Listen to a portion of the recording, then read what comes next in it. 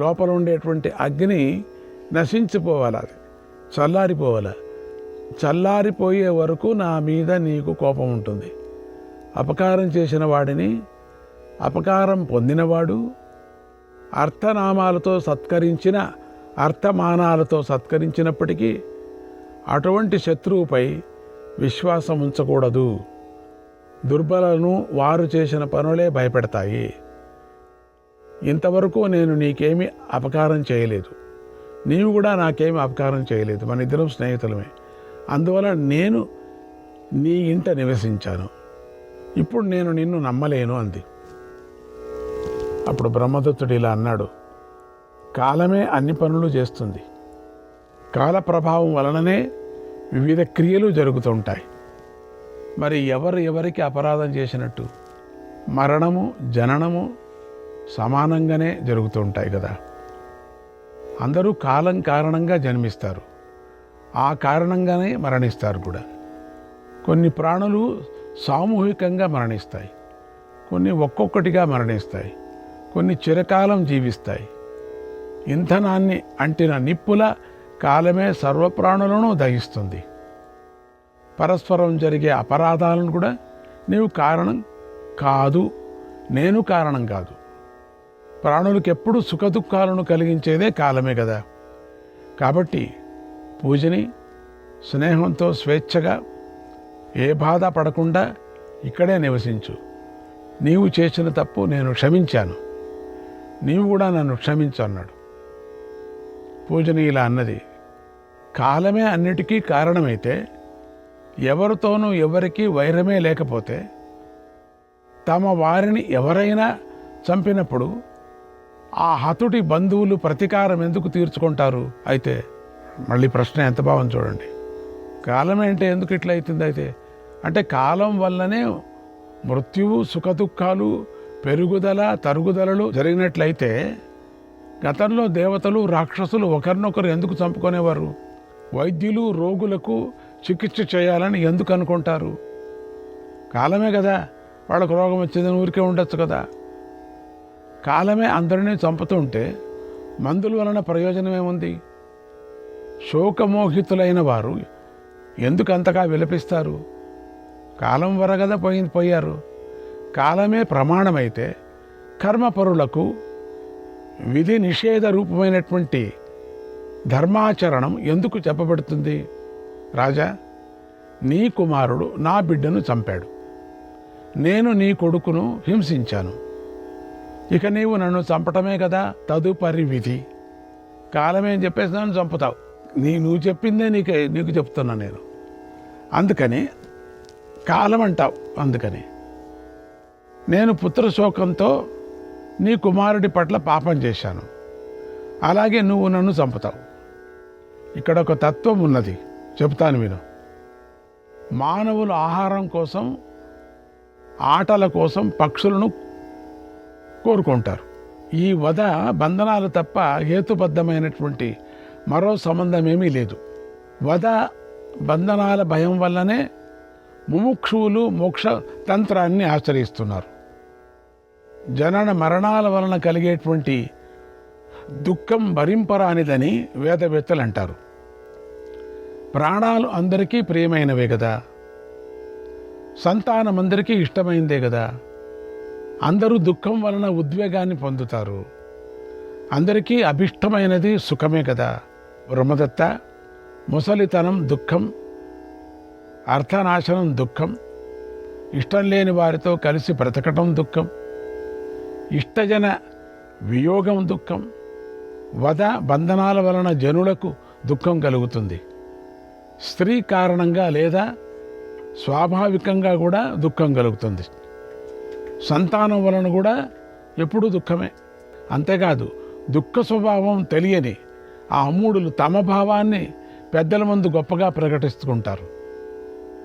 దుఃఖార్తుడై బాధపడేవాడు తన బాధలాగే అందరి బాధని అర్థం చేసుకునేవాడు అటువంటి మాటలు మాట్లాడలేడు. రాజా, నేను నీ పట్ల చేసిన పని, నీవు నా పట్ల చేసిన పని 100 సంవత్సరాలు గడిచినా మరువలేనిది. మనం ఒకరినొకరును అపకారం చేసుకున్నాం, మరలా సంధి పొసగదు.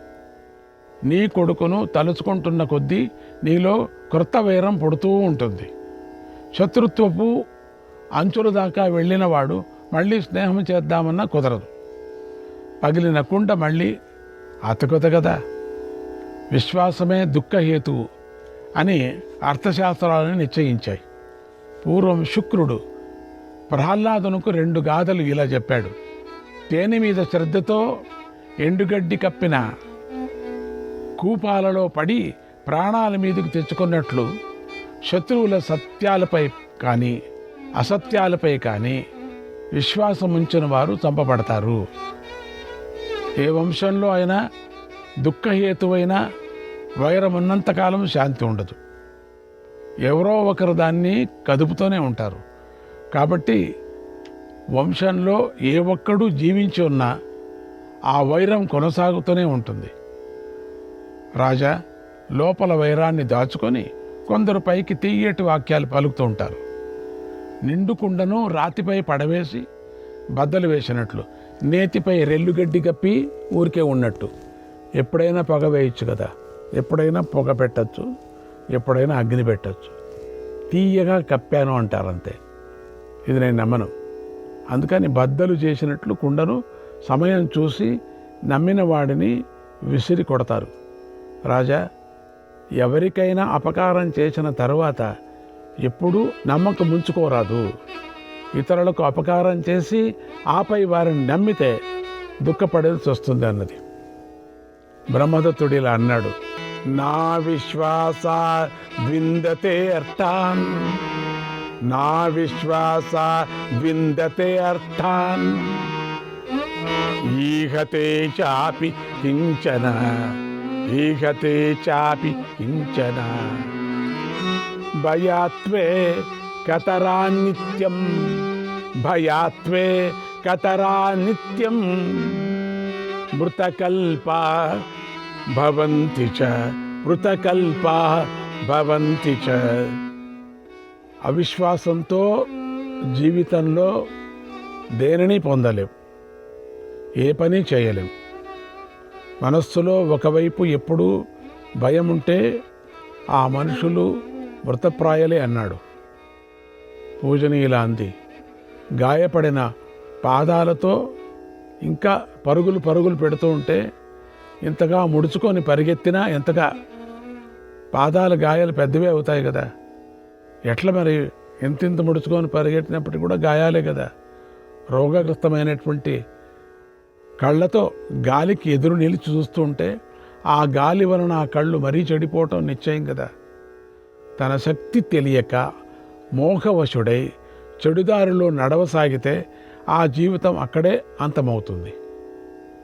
వాన రాకను తెలియకుండా పొలం దున్నితే ఆ కర్షకుని పురుషార్థం వ్యర్థమవుతుంది. అతడు పొలంలో పంటను కూడా పొందలేడు. చేదైన వగరైన మధురమైన రుచికరమైన తనకు హితమైన ఆహారాన్ని ఎప్పుడు స్వీకరించేవాడు అమృతత్వాన్ని పొందుతాడు. పరిణామాన్ని గ్రహించకుండా మోహంలో పథ్యమైన పదార్థాన్ని వీడి అపథ్యమైన భోజనం చేస్తుంటే వాడి జీవితం అక్కడకు అంతమైనట్లే. దైవము పురుష ప్రయత్నము ఒకదానినొకటి ఆశ్రయించుంటాయి. ఉదారమైన ఆలోచన గలవారు సత్కర్మను ఆశ్రయిస్తారు. కర్మచాత్మహితం కార్యం, కర్మచాత్మహితం కార్యం, తీక్ష్ణం వా యది వా మృదు, తీక్ష్ణం వా యది వా మృదు, గ్రస్యతే కర్మశీలస్తు, గ్రస్యతే కర్మశీలస్తు, సదానర్థైర కించనగ, సదానర్థైర కించనగ. తనకు హితాన్ని కలిగించేదే పనిని చేయాలి. అది కఠోరమైనైనా మృదువైనా సరే. కర్మను విడిచినవాడు దరిద్రుడే ఎప్పుడు కూడా అనర్థాలకు బలి కావలసి వస్తుంది. కాబట్టి కాలము, దైవము, స్వభావం వీటన్నిటిని అతిక్రమించి మనిషి ఉద్యమించాలి. దేనినైనా సరే విడిచిపెట్టి తనకు హితమైన పనినే నరుడు ఆచరించాలి. విద్య, శౌర్యం, సామర్థ్యం, బలం, ధైర్యం ఈ 5 మనిషికి సహజ మిత్రులు. వాటి ద్వారానే విద్వాంసులు జీవనయాత్ర సాగిస్తారు. ఇల్లు, లోహాలు, పొలం, భార్య, మంచి మిత్రులు వీరంతా ఉపమిత్రులు. మనిషి వీటిని ఎక్కడైనా పొందవచ్చు. ప్రాజ్ఞుడు ఎక్కడైనా ఆనందంగా ఉండగలడు, ఎక్కడైనా రాణించగలడు. తానెవ్వరికీ భయపడడు, ఎవ్వరూ అతడిని భయపెట్టలేరు కూడా. బుద్ధివంతుని దగ్గరనున్న ధనం స్వల్పమైన అది నిత్యము వృద్ధి పొందుతుంది.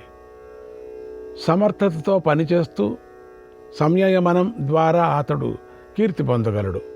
గ్రహసాశక్తిచే బంధింపబడే మందబుద్ధులైనటువంటి నరుల మాంసాన్ని చెడు కాంత తినివేస్తుంది కదా. అతన్ని సుఖపెడుతున్నట్లు కనిపిస్తున్నా కూడా పీత మరణానికి సంతానమే కారణమైనట్లు నాశనానికి కారణమవుతుంది. పీత సంతానం వేస్తూ వేస్తూ చచ్చిపోతుంది. కొంతమంది నా ఇల్లు, నా పొలాలు, నా మిత్రులు, స్వస్థలం అని వాటిని గురించి చింతిస్తూ దుఃఖపడుతూ ఉంటారు. తన ఊరు వ్యాధులకు, కరువు కాటలకు లోనైతే అక్కడి నుండి నిష్క్రమించాలి, మరొక చోటుకి నివసించటానికి వెళ్ళాలి, లేదా అక్కడే గౌరవంగా బ్రతకగలగాలి. కాబట్టి రాజా, నేను మరొక చోటుకు వెళతాను. ఉండాలనిపించటం లేదు నాకెందుకో. నేను నీ కొడుకు విషయంలో చేయరాని పని చేశాను. చెడ్డ భార్యను, చెడ్డ కొడుకును, చెడ్డ రాజును, చెడ్డ మిత్రుణ్ణి, చెడ్డ బంధువులను, చెడిన ప్రదేశాన్ని దూరం నుంచే విడిచిపెట్టాలి.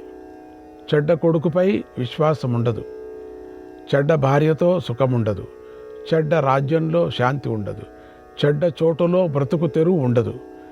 చెడ్డ వానితో స్నేహం ఎప్పుడూ అస్థిరమే. కుమిత్రుడితో మైత్రి కుదరదు. సంబంధం చెడిన చోట స్వప్రయోజనాలలో తేడా వస్తే అవమానం జరుగుతుంది.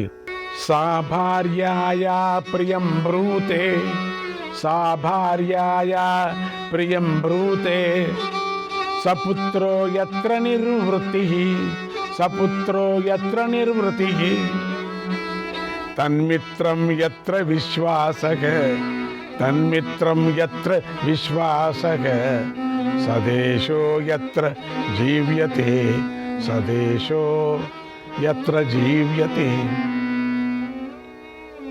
ప్రియంగా మాట్లాడగలదే భార్య, ప్రశాంతతను చేకూర్చగలవాడే కొడుకు, నమ్మదగినవాడే మిత్రుడు, బ్రతకగలిగిన ప్రదేశమే మంచి ఊరు.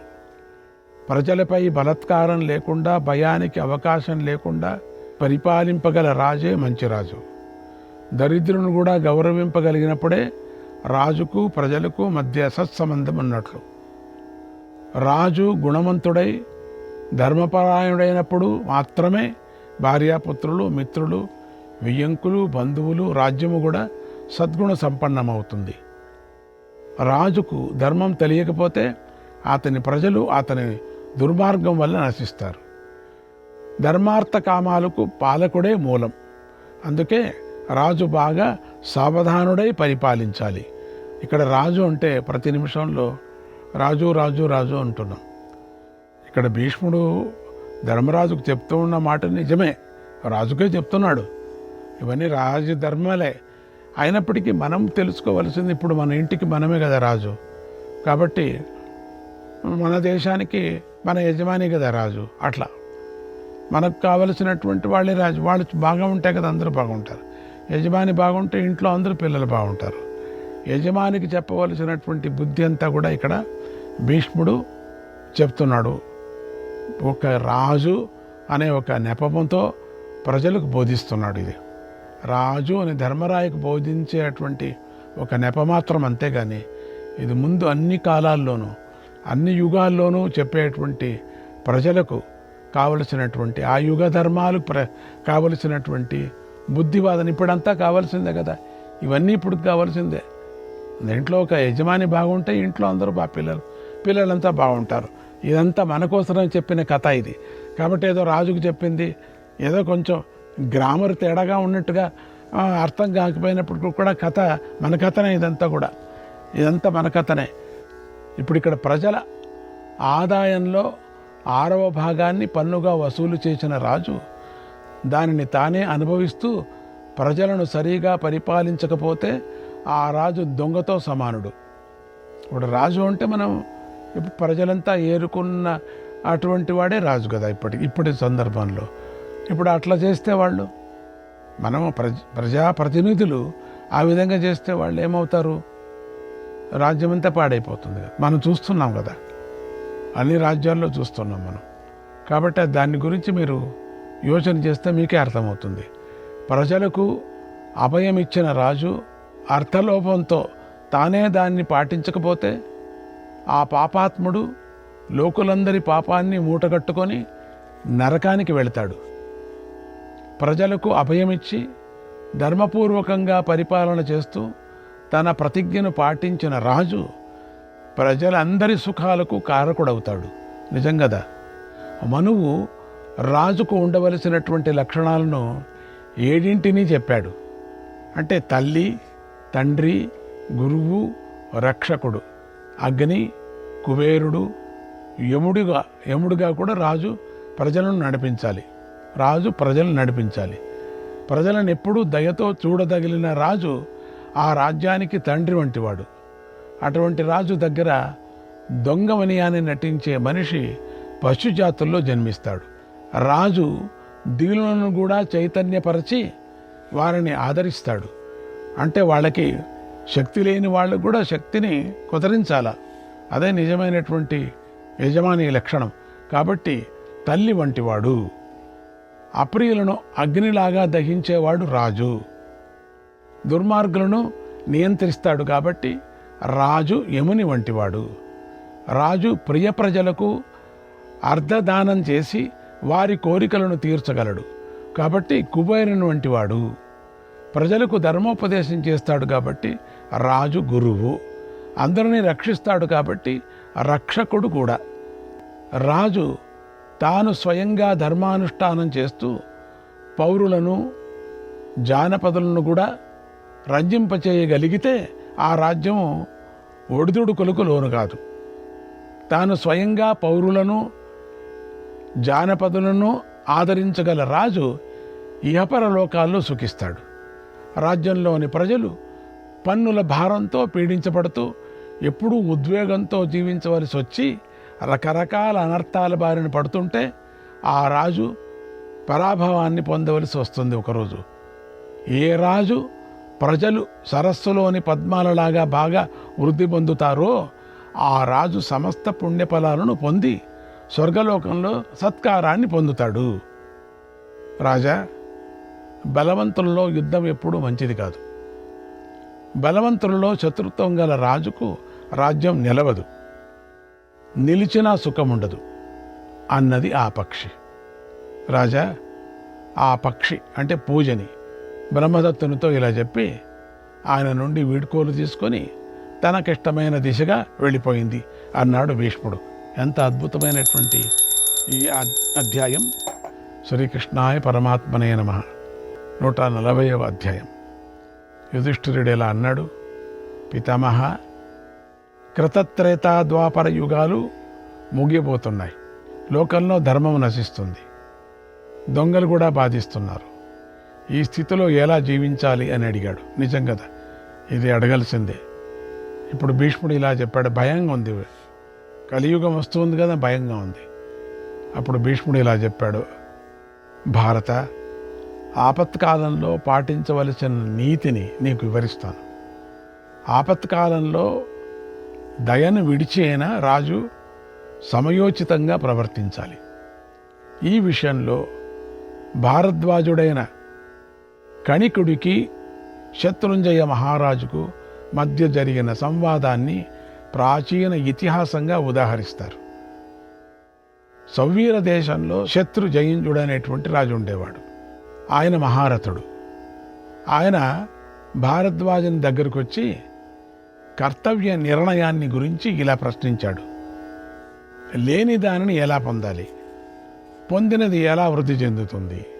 వృద్ధి చెందిన దానిని కాపాడటం ఎలా? రక్షించిన దానిని ఎలా వినియోగించాలి అని అడిగాడు. ఆ శత్రుంజయుడు నిశ్చితంగా శాస్త్ర విజ్ఞానం గలవాడు. అయినా భారద్వాజుడిని కర్తవ్య నిశ్చయాన్ని గురించి ప్రశ్నించాడు. అప్పుడు ఆ భారద్వాజుడు యుక్తియుక్తంగా మంచి మాటలు ఇలా చెప్పాడు. రాజు ఎప్పుడూ శిక్షించడానికి సిద్ధపడి ఉండాలి, ఎప్పుడూ పరాక్రమ ప్రదర్శన చేస్తూ ఉండాలి, తనలో లోపాలు ఉండకూడదు, శత్రువుల దౌర్బల్యాలను పసిగట్టాలి, సందు దొరికితే పరాక్రమించాలి. ఎప్పుడూ శిక్షించటానికి సిద్ధపడే రాజును చూసి ప్రజలు భయపడతారు. అందువలన సమస్త ప్రాణులను దండనతోనే లొంగదీసుకోవాలి. ఈ రీతిగా తత్వజ్ఞానులైన పండితులు దండననే అభినందిస్తారు. కాబట్టి సామ దాన భేద దండాలలో దండోపాయమే ప్రధానం. ఇది రాజులకు సంబంధించింది. ఇది ఇంతకు పైన చెప్పినటువంటి మాటలు ఇప్పటి కాలానికి సంబంధించింది. చూసారు ఎంత బాగుందో. ఆ పక్షికి రాజుకు జరిగిన మాటలు ఇప్పటి కాలానికి సంబంధించినటువంటివి. ఇప్పుడు జరిగేటువంటిది అప్పుడు ద్వాపర యుగంలో జరిగే రాజులకు సంబంధించింది. మనం తీసుకునే విధానం ఉంది మహాభారతం. ఇష్టం వచ్చినట్టు తీసుకుంటే మనకు అర్థం కాదు. మూలాధారం నశించిపోతే దానిని ఆశ్రయించిన అందరి జీవనము నశించినట్లే కదా. శ్రీకృష్ణాయ పరమాత్మనే నమః.